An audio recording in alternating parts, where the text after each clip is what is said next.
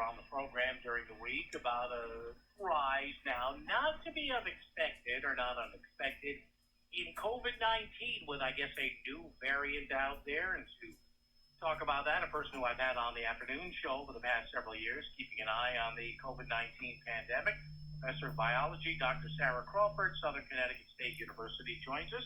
Dr. Crawford, it's Paul here. Good to talk to you. How are you? Very good. How are you, Paul? I'm doing well, Dr. Crawford, doing well. Hope all is well with you. Well, Yes. do I see and hear correctly that there's a new variant out there and the numbers are rising? So fill us in on this. What's going on? Yes, there is a new variant, not surprisingly. The virus has mutated again, mostly in the spike protein, giving rise to a new virus called Eris, which will be the predominant variant over Omicron this winter, predicted by the World Health Organization. And Eris stands for chaos, although I don't think that's what we're looking forward to. I don't think that's going to happen. I think this year is going to be fairly similar to last year in terms of the disease profile in the United States.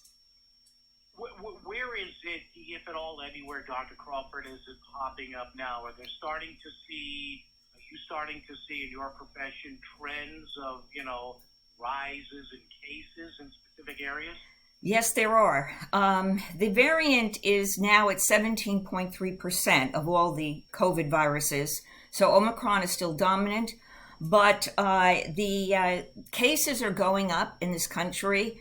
And in New York, for example, particularly along the coast, California, New York, and in New York, we're up 55% in about a week. But the numbers are small, so 55% over a small number is still a small number, but it sort of is a foreboding of what's ahead for the fall.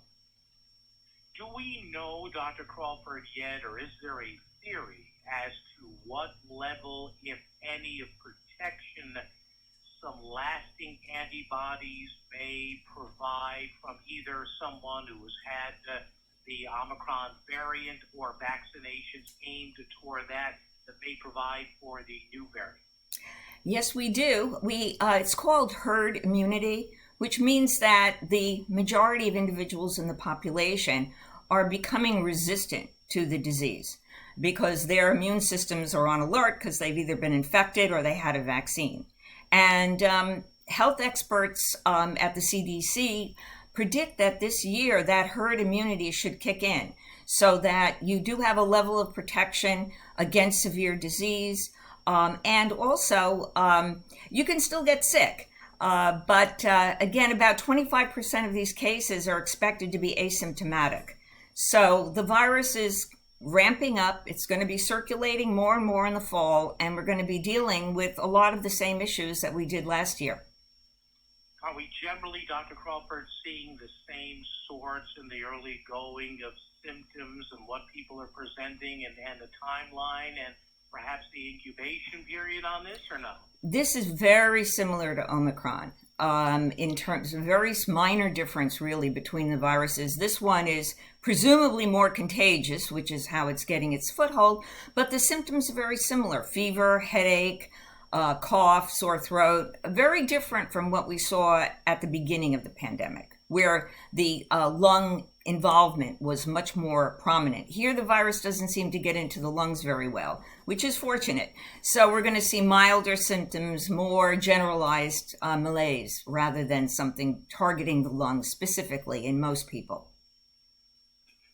The general question a lot of people are going to have, Dr. Crawford, and I've already discussed it with my personal doctor, and obviously they should too, is, well, do I get a vaccine or not? And obviously we urge people to talk with their doctors about that, but what is the notion of that? Is there a vaccine, a booster or whatever, or a supplement to this? Is it out there yet? Are we still waiting on it? What's the timing there? We're still waiting for the latest vaccine, which should be approved shortly by the FDA, and it should be available by the end of September in the United States.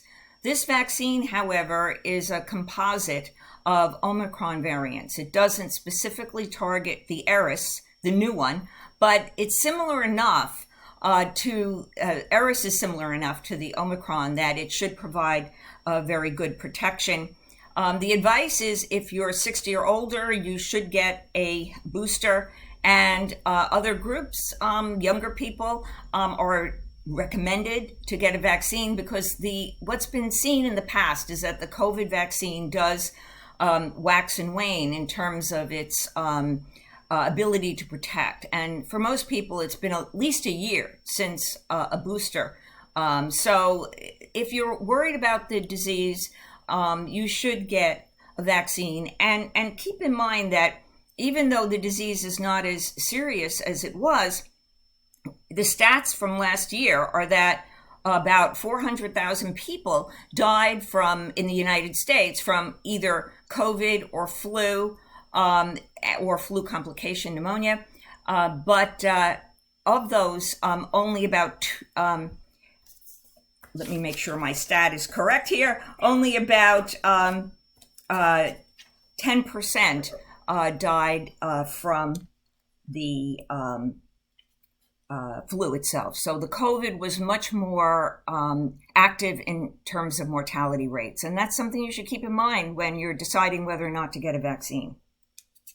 All right, great stuff. Professor of Biology, Dr. Sarah Crawford, Southern Connecticut State University. Dr. Crawford, good to speak with you. We'll check in down the road. Thank you. Thank you. Have a good day.